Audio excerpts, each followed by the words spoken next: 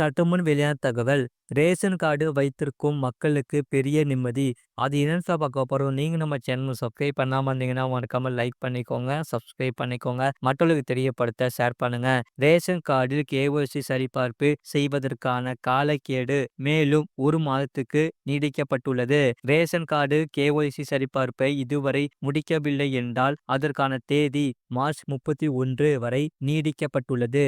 நீங்கள் அதற்குள் இந்த வேலையை முடிக்காவிட்டால் ரேஷன் கடையில் மலிவான விலையில் கிடைக்கும் தானியங்கள் மற்றும் பிற வசதிகளை நீங்கள் இழக்க நேரிடும். ரேஷன் கார்டு வைத்திருப்பவர்களுக்கு கேஒய்சி சரிபார்ப்பை அரசு கட்டாயமாக்கியுள்ளது. முன்னதாக இந்த கடைசி தேதி பிப்ரவரி 28 ஆக இருந்தது.